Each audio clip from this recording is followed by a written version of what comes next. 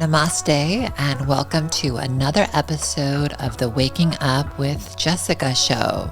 Join us as we delve into soulful exploration through the realms of travel, wellness, and spiritual revelations. Today, I am so excited to introduce my guest, Dot Todman. I'm going to read a little bit of her bio so you guys can be familiar with her. She is a celebrity vocal empowerment coach, singer, and speaker, has passionately guided voices for over 25 years with degrees in theater, psychology, and music. Her trajectory was profoundly shaped after a severe medical accident.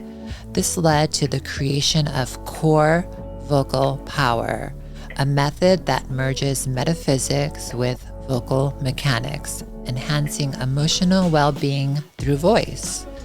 Dot's been highlighted on platforms like NBC, MTV, and American Idol. Her clients have graced stages from Broadway to the Grammys and appeared on hit shows like American Idol, AGT, The Voice, and This Is Us. Recent career highlights include sharing the stage with Bobby McFerrin and a one-woman interactive musical. At the heart of Dot's work is her mission to empower voices, one heart at a time, radiating global harmony through transformative vocal artistry. Wow. Welcome to Waking Up with Jessica. Thank you, Jessica. Thank you for having me. I'm very honored, and we've known each other for at least a decade. Right. Absolutely. Just out here in LA, hustling, doing it. And you also sing in the Agape choir occasionally. Yes, occasionally. I love that. Hey, There's been times where I've randomly went and seen you up there. I'm like, she better do it.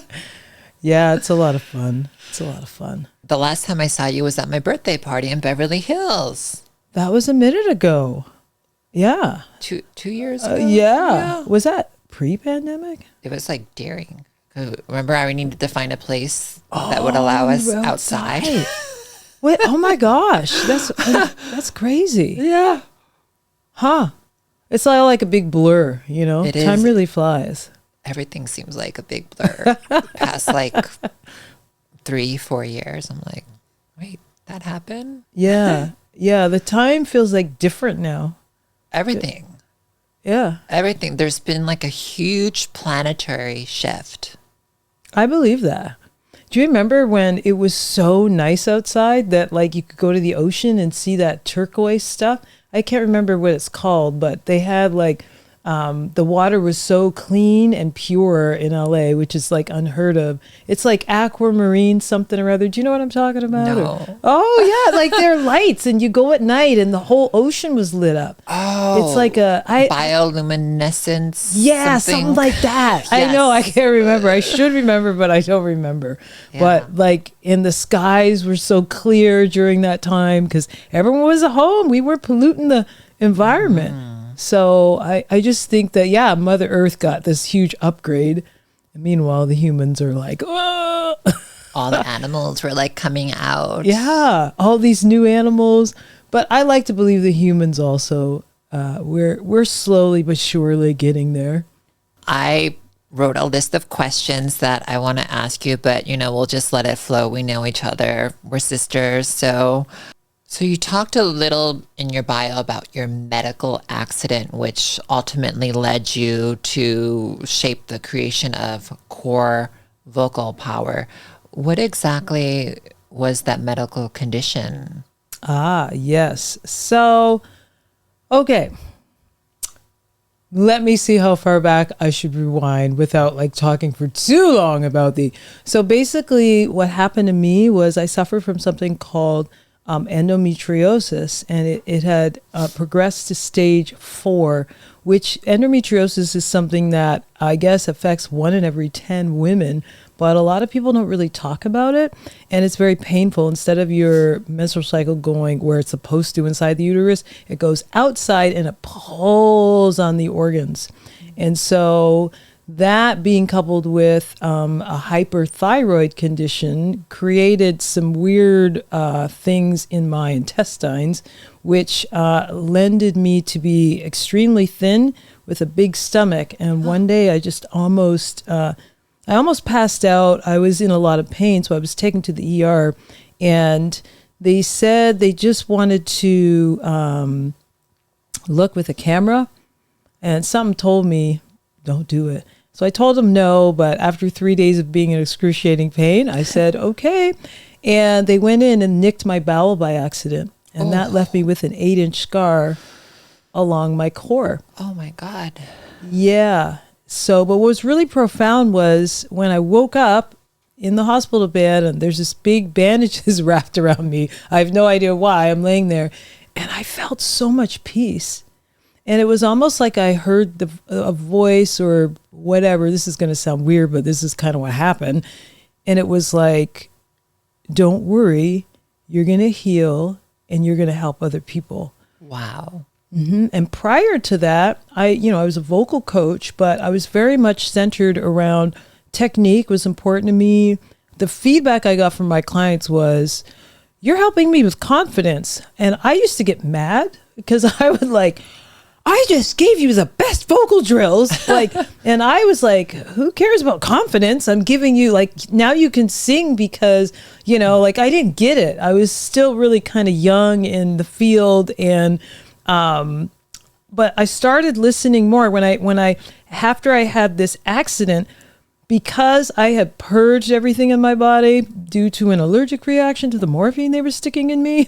I basically, trying to put this in a very gentle way, had when people do cleanses and they clear out all this stuff. Well, mine happened by accident, but because of that, it left me with a really clear mind. And in that clarity, I had so much peace and groundedness. All of the resentment and the pain that I had prior to that due to being, I was adopted. That's a whole other layer of complexity in my life. And it was a transracial adoption, which means, your parents share a different ethnicity. And I grew up in a place where there weren't a lot of other people. Actually, there wasn't anyone my age that looked like me. Wow. So I was really isolated, and music was actually something that allowed me to express my feelings. It was more like therapy for me. So there were a lot of things that I had gone through to come to LA and just starting to build a life of my own and just starting to work full time as the vocal coach. And then all of a sudden my bowel gets nicked. And I'm like, oh my gosh. And the doctors said, it's probably going to take you 6 to 8 months to heal. Wow. And I was like, I don't have 6 to 8 months worth of savings. How am I going to survive? So I said, I really have to learn how to heal fast. And so with every ounce that was left in me, just surrendered, and all this information flowed in. And the first thing was, you need to start really doing some breathing and learning and exercising the things that you learned with books. Like I was already on a spiritual quest, so I was reading The Power of Now. I was listening to Eckhart Tolle in the hospital, which was really helpful because his voice was soothing. But what was so ironic is before that accident, Jessica, there's a part in the book where he says, I had this horrible experience where I hit rock bottom and then my life changes. I don't know. Have you read the book? I assume you probably heard about it.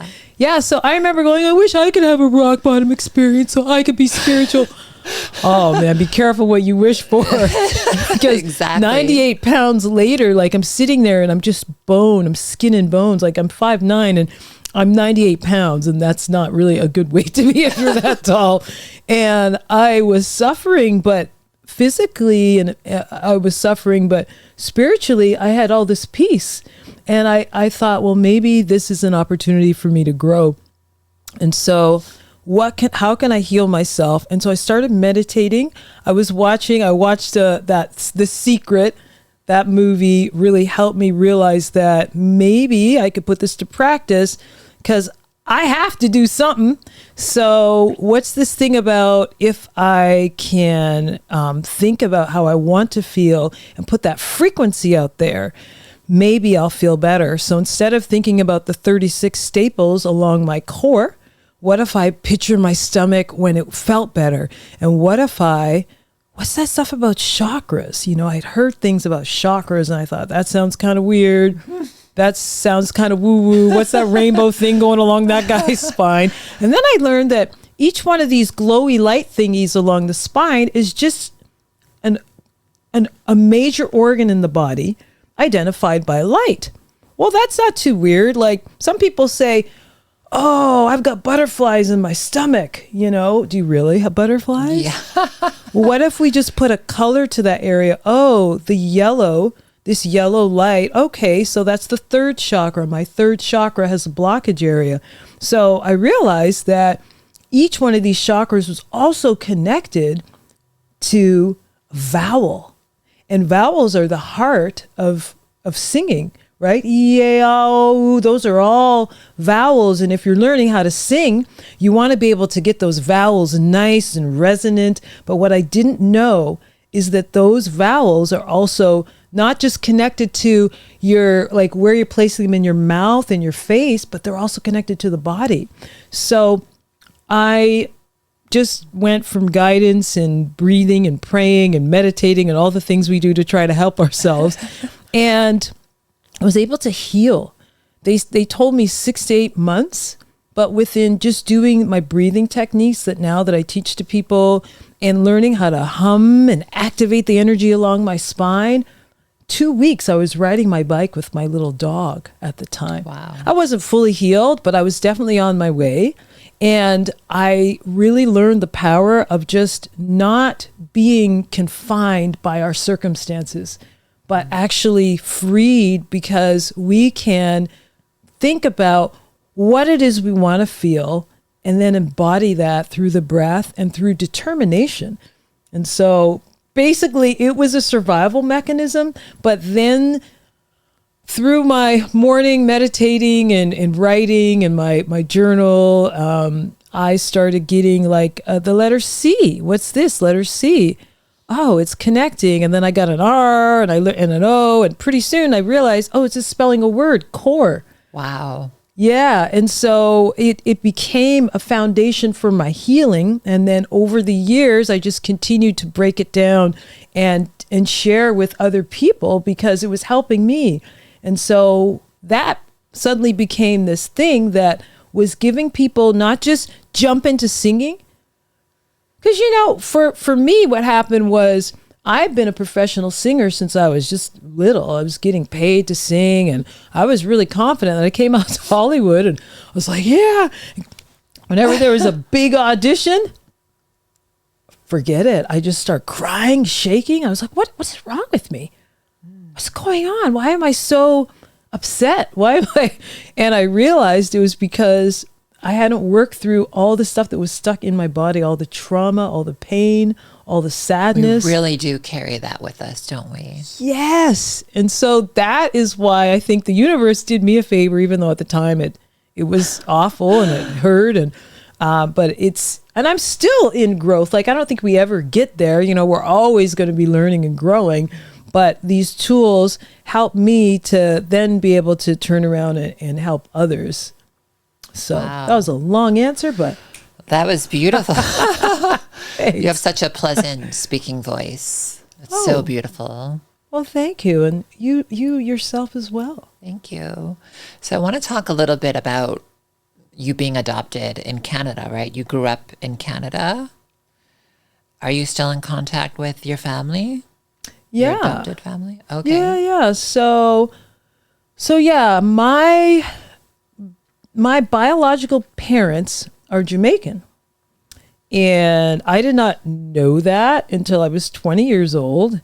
I was given up for adoption, and I was put in a foster home.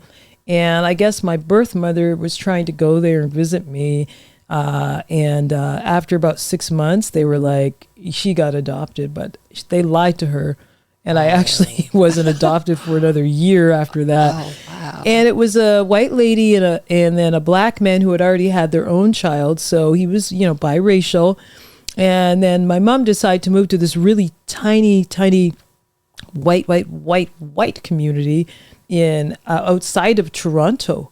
So in that little community, I was the only black girl my age that was, yeah. And so that was really weird. And back then, they didn't have internet. They didn't have anything. So I would wonder things like, why is my hand two different colors, right?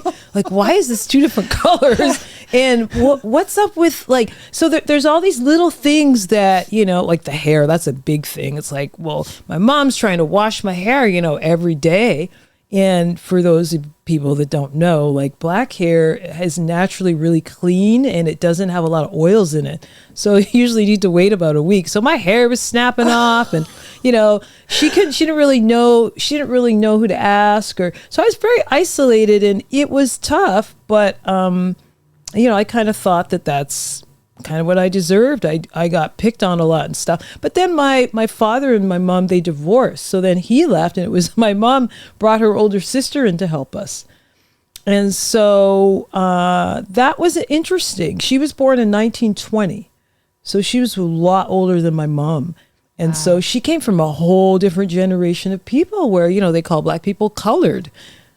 And so I grew up with really interesting stories to tell, but being adopted, which is really interesting that you asked that because I never got any support around that. And I was just told like, oh, you're lucky somebody chose you, and suck it up. And you're lucky you had this and you're lucky you had that. And you should be grateful and blah, blah, blah. So I just shut my mouth about it and took whatever was coming at me with a kind of a grain of salt.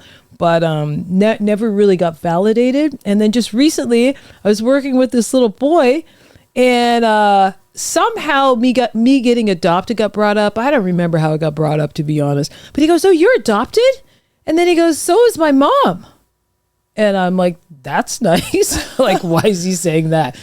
Okay, well, he's 10, right? So then the next session, because, it's on the Zoom, the next session, the mom's there. She goes, "I hear you're adopted." And I'm like, yeah. She goes, "So am I." And I'm like, "I heard." Why are we having this discussion? This is getting awkward. And then she said, "Well, she's an art therapist." She said, "I'm working on a study right now and I'm applying for a grant and blah, blah, blah. And maybe you can be on this panel." And I was thinking, well, why does she want me to be on a panel? I said, "What for?" She goes, "Because you're adopted." And so up to this point in my life, I never really knew anything about support groups for people that were adopted.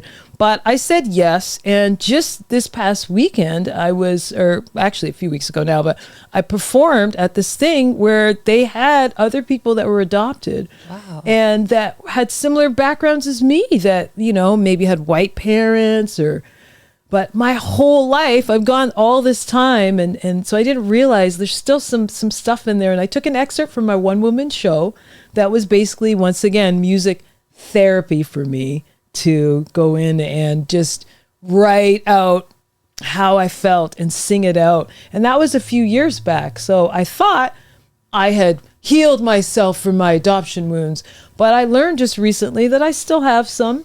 There's still things that I didn't consider that I guess never really, when you don't give yourself a voice, sure, then you don't really get to know how you feel. Mm-hmm. So powerful. Michael Beckwith used to say, "We're not here because of our parents. We're here by means of our parents." And that stuck with me. I'm like, we are just spiritual beings on this earth, birth, yes, by our parents. My connection with, I don't really have a connection with my father, but I'm close with my mom, but I don't really care. People are like, "Why don't you connect with?" I'm like, I'm just a spiritual being. I was birthed by him, but I don't need him in my life. Yeah. Because I'm just a spiritual being, and I came by means of them. So how do you feel about that? Yeah. Being adopted. Yeah. You learn that really quick when you're adopted, especially if you're isolated. I was like, God is my parent, because you feel displaced. And I didn't really know the lines between like being adopted and then being the only Black person. Like there's all these layers to my story. But at one point, I'm like, well, maybe my birth parents just died, because I didn't know anything about. People would say, well, where are you really from? You're not from Canada, when I came to America. But, I just thought, like, why is this even important? I'm just like, again, a being. I'm a spirit inside of this body. And, when I was younger, it wasn't cool to be a Black person. Like, that's not good. You're Black. The only Black people I saw were those kids on those commercials that were starving in Africa, and it would show the big belly, and like I would be so sad. And I think that am I supposed to, my belly kind of was protruding, but that was basically it. And then Tootie came on The Facts of Life. That was great. And then later on they had the Cosby Show and stuff. So I identified with little Rudy and Gary Coleman, but they didn't seem like real people, kind of, because it was still so many cultural things. So for me, all I knew was being Black was not a good thing. At least that's what I thought. I didn't know and I knew there were weird stereotypes, But as far as my parents went, I met my mother when I was 20, my birth mom, and she did not look anything like me. We have the same nose, but I look exactly like my birth father. Wow. And that freaked her out because I was kind of the product of a rape.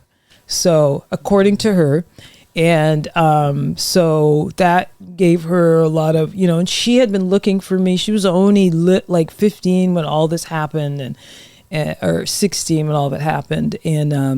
And so it was a lot for her. And so that made me feel more rejection, because, all adopted people have rejection issues. So then I was in America. I went to school in America thinking I could find diversity there, but I didn't know that Idaho and Utah weren't good prospects, but that's okay. I got a good education out there. And then it wasn't until 2012 that I was talking to someone, and they're like, you have other siblings. You should. And I thought, I don't want to. But my birth mother was like, if your birth father saw you, he would not be able to deny, because he denied that he's like, I didn't even know that girl. I only kissed her. I barely kissed her. That's what he said. And my grandma believed him because he was so charismatic and influential. So she was kind of left in the dust, and her whole life was, affected by that. So basically, for me, I definitely learned to become my own person and identify what that was. And then in 2012, he's like, I met him, found out he existed, found him like really quick, so quick that I didn't want to do anything about it for a few months. I had to let it sink in that he was still alive. And then when I finally talked to him, he's like, you've got 5 sisters. I'm like, what? First, he proceeded to tell me like about each one of their mothers and the whole backstory. And at the end, he's like, oh, and there's 5 sisters. Like, you could have led with that, But so that changed my whole perspective. Wow. That's so fascinating. Yeah, it's interesting when you live your whole life thinking a certain thing, and then the universe is like, actually, no, it's really this. Yeah. And so it's like your head just goes, whoa, what? How do you see this human experience? How do you see life?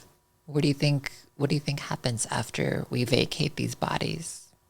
Wow, that's like deep stuff. I love how you just want to go deep on this show. Yeah, okay, good. Well, I don't really know what happens. I have to lead with saying that. But of course, I have my beliefs, right?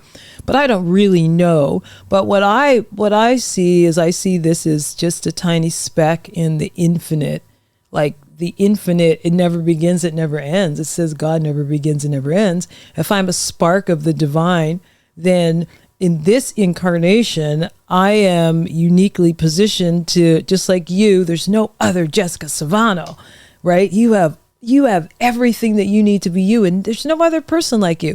That means there's no other voice like yours, and there's no other voice like mine. And so I'm learning how to actually not hate that, because we're so conditioned to hate ourselves, and undo the programming that I received from being in this dense reality, and continue to discover and unfold into what is really essentially me. So I want to become the best person that I can be, and learn to appreciate who I am as a person, and to not be afraid of what other people say or think, but know that in a way, maybe the universe is reflecting back my thoughts and feelings. Somehow it's going to reflect me back to me. I think that all of us in this reality experience who we are based on our frequency. And so I'm a sound person. I work with voice, I work with frequency. And so when people come to me and they're like, Dot, I can't sing, or blah, blah, blah. Like, one of the first things you got to do is look at their belief system. The beliefs are everything. And then from there, those thoughts create energy in the body, and what our soul believes. And lastly, the physical body manifests that through the voice. And I feel like that's the same for everything. And that's why C.O.R.E is so important. So for me, I know that those are the things I can take with me. I believe that after we die, our mind is actually going to go with us. Like, our feelings and thoughts are going to go with us, but our physical body is not. And so if we're really stuck to this physical plane, and we're like, oh, I have to have this thing, or I need this thing, it's going to be harder to transition. Those are some of my beliefs, but I go on forever on that, because that's like a deep subject. How about you? Like, very similar. I believe we're just consciousness living out our past karmas in these bodies. And I align more with Hinduism, the belief system of Hinduism, which is pretty much what you explained. And once we vacate these bodies, based on our karma, we will either have to take another body and learn the lessons that we didn't learn again, or we can be forever in the spiritual realm. So we always have a choice. Yes. Basically what you're saying. Yeah, I believe that too. I don't want karma anymore. I feel like, man, to have all that suffering that I have for 33 years straight, I must have had some bad karma. Like, I don't know what I did in a past life, but I remember just laying on the ground in excruciating pain, going, please forgive me, whatever I did in the past life, I promise. Because I haven't done that many bad stuff this time. It didn't balance. I used to be so angry about my suffering from that. Oh, so sweet. It's all a mindset, and how you see things and how you transmute them, right? It's true. And it's definitely an ongoing practice, you know? Oh yeah. This whole human experience is an ongoing practice. It's like we never stop learning. Yeah. It's just like, I say to people, because they're like, when is it going to be done? Like, when can I, and I'm like, how often you got to take a shower? How often are you going to be going to the bathroom? They're like, well, I guess forever. It's like, exactly. So you get physical dirt on your body every day, right? We're used to clearing that off. But when you, just from living in this world, if you're going to deal with energy and other people's gunk, we have to find a way to clean it off. We have to find a way to give ourselves an opportunity to just sit and breathe and be still and feel into our feelings. Because if we don't, they're going to be there. It's going to show up when you sing. It's going to come up through your voice. Totally. So I have some questions about what you teach. What are some common challenges that artists face in finding and expressing their authentic voice? Wow. Well, it's actually very similar to what I was just starting to tap into, which is, I think what's fascinating to me is what I've learned for doing this for 20 something years is everybody is pretty much the same. The main struggle is that of wanting other people to like what they sound like. And it's just so human. And so I don't care whether this person has never sang in their life and they're a 5-year-old or all the way up to, like, I've even had little tiny 5-year-olds be scared of what other people are going to think. Like, it seems like the kids are growing up a lot faster these days. But it's this thing where how do I get out of my own way and just be present and really embrace who I am, giving myself permission to be who I am. And that's like I have 3 peaceful agreements, or 3 ways to kind of conquer the mindset that will bring you down. And the first one is I allow myself to actually be who I am now. It seems so simple, but if you said to me, or if I said to you, hey, Jessica, sing, like the first thing people do is they go, and they lock up, and all of a sudden it's like, I'm not allowed to be me. People just automatically give their power away. They're afraid. And why are they afraid? Maybe they've watched some shows like Idol or The Voice, and they see these amazing singers and they're like, oh, I can't be like them. They're so much better than me. It's like, no, they're not. No, they're not better than you. They just did something and practiced it. But you're unique. So what is it in you that you love and value that you can accentuate and become more of as you sing? And so that's a part of the training, but it's not all of that. It's my model that has mind, soul, body. It would have been fun. I should have brought it, but it looks like a little peace sign and kind of happened in a fun, organic way. But the mind is at the bottom, and you have your right brain, which is your creative energy or the feminine side. And then you have your left brain, which is the masculine energy or the logical, analytical side that wants to be perfect and fix it all. And it's really the balance of the right and left brain that helps people. And then the next portion of the peace sign or the instrument is the soul. And that is how you really feel. Not how you pretend to feel, not how you wish you felt, not how you want to feel, but how you really feel about you. That's going to come through when you sing. And so lastly is the physical body. And if you're thinking a thought that hasn't happened yet, like, oh no, and then you're feeling anxiety, then there's a pretty good chance that your physical body is going to tighten, and then these muscles that need to be relaxed when you sing aren't going to be relaxed. They're going to be tight, and then the voice is going to, oh, my voice, it never shows up for me. That's the common thread. People always think it's their voice. It's like, no, it's actually how you're thinking and feeling. So first, we got to get on the same page. Now, if they're already coming and they have a healthy perspective and they're like, hey, man, look, I'm not trying to be whatever. I'm just trying to do this, and I just want to have fun. Or, yeah, I have an album to record, but like they've worked through that. Then it's easier for them. But I always find I find whatever that thing is that they don't want to, it's going to come up in your lesson if you work with me. But I have a way of just really gently helping people to embrace who they are. And that's what C.O.R.E is. Do the C, the O, and the R first. Connect, be objective, learn your unique resonance, and then also the physical elements of where to find those pockets so that you can exercise your voice, whether it's sing the song or do that thing with that confidence. It's a holistic formula, and I really feel like everything we do, like the feedback I get from people is, Dot, this C.O.R.E thing helped me with this interview. It helped me get this job. It helped me do this. It helped me do that. It helps me with everything. And I'm like, oh, that's so cool. So it's like that. What are some basic techniques that you can teach us on the show? Say I have to go up on a stage and do some public speaking. What can I do to prepare my voice for that?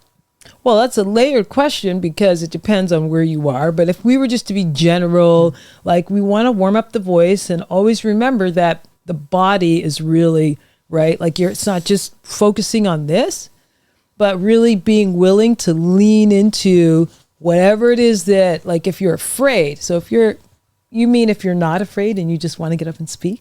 Yeah.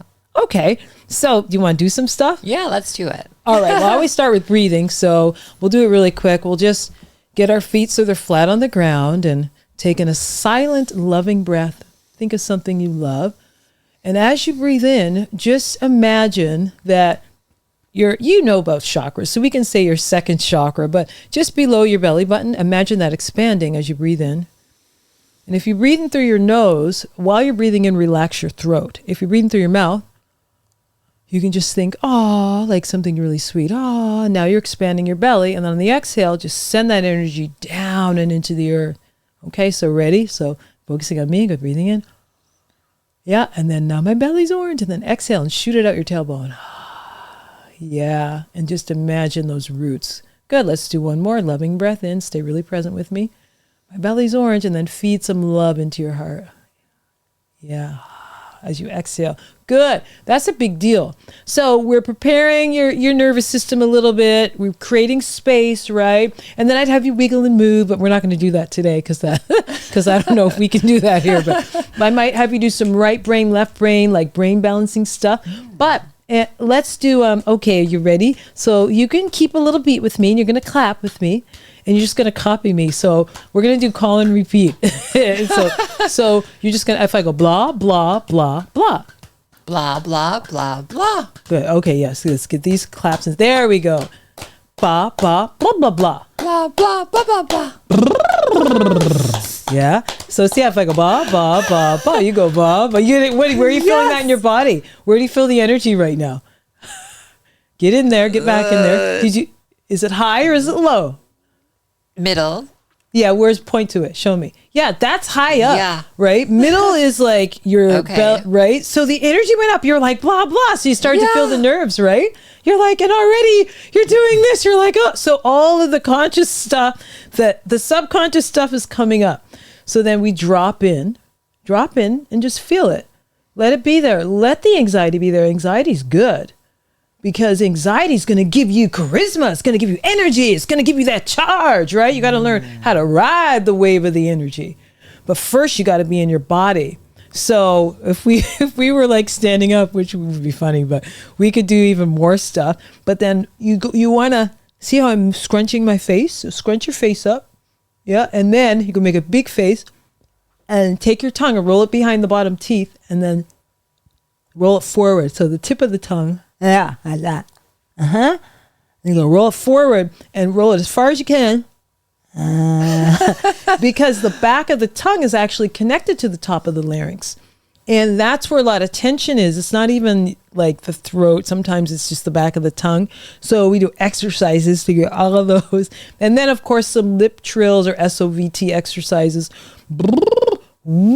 Straw stuff, whatever it is that the person needs, just to get the juices flowing, and then tongue twisters like the lips, the teeth, the tip of the tongue, say it. Ready? Don't pause. So I'm going to say it and then just try it. So if I go red leather, yellow leather, Red leather, yellow leather, good blood, bad blood, good blood.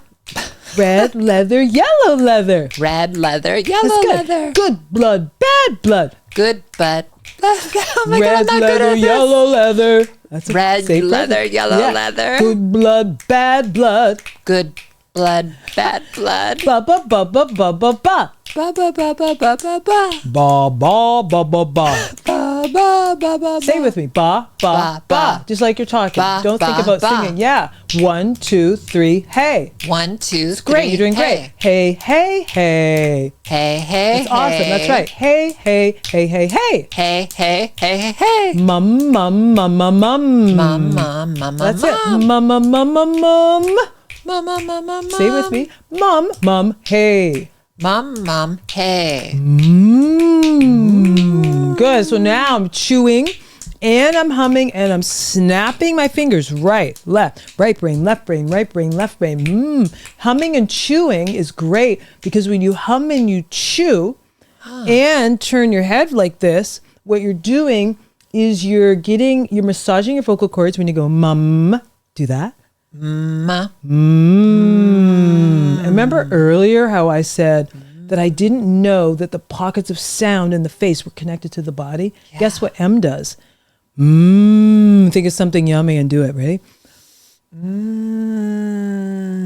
Yeah, where did you feel that? Yes, your whole spine. The letter M is the one consonant that acts like a vowel and literally sends a current up and down the spine. And when you hum, the more you release a natural gas called nitric oxide, which is a natural antidepressant. Woo! I'm going to start doing that more often. Yeah, humming is so good for the voice. You can like hum before you do your podcast. And just sit comfortable. You don't have to do it high. Like sometimes people get ideas like, oh, I'm singing now. I'm supposed to be high. Or I'm supposed to do this thing. Start where it's comfortable. Start where it's comfortable. Work with who you organically are and how you feel. Like when you're talking, you're using your voice, right? Singing is we could say it's sustained, right? It's sustained speaking. Am I speaking or am I singing? If I'm theatrical. Can you sing us a beautiful little song before we have like a couple minutes left to end it on a high note? I can sing you a fun little thing that I like to share with people and teach them, but I'll only do it if you sing it with me. I'll teach it to you. It's really simple, I promise. Since you asked me. I'm not going to sing. Oh, I sense that there's a block, Jessica. Yeah. She's like, I'm not going to do it. You don't have to, but this is really simple. It's just one little line. It goes, I bring light wherever I go. Right? Because you want to tune into who you are. Instead of thinking about, oh my gosh, how's this going to sound? Say, I bring light. You can just say it. I bring light. Yeah, so I bring light. So it's beautiful. So I go, I bring light. That's like perfect for you. Yeah. So if you said, I bring light, will you just say it? I bring light. That's beautiful. Yeah. Say, I bring light. I bring light. Yeah. You did it. That's good. Look at you. Say, mama, mama, mama. Mama, mama, mama. Yeah. Feel it. Yeah. I bring light wherever I go. Yes, you do. Thank you. Wow, this has been such an amazing show with you. Like I've learned so much about my voice and just how powerful it is and how it's just connected to so many things. So thank you so much, Dot, for coming and sharing your wonderful story and your knowledge with us. It's going to help so many people. Oh, thank you so much for having me. It was so much fun to be here. How can people find you? How can people sign up to take personal voice training classes with you? Oh, yes. Thank you for asking. So C.O.R.E Vocalpower.com is my website. And I'm also writing a book called Breathe Into Your Power.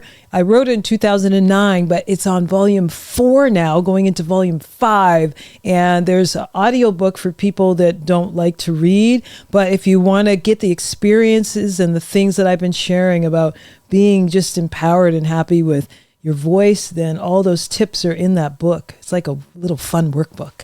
Amazing. So I'm not sure if you've seen my travel blogs, but sometimes, I'll just be in India or somewhere with friends and I'm like, I love my life, just sipping a chai. Can you sing, I love my life? I love my life. I love my life. I love my life. Yes. We love our lives, and I hope you love your life too. Thank you so much, Dot. Namaste. It's been such an honor, and hopefully we meet again somewhere soon. Yay. Thank you.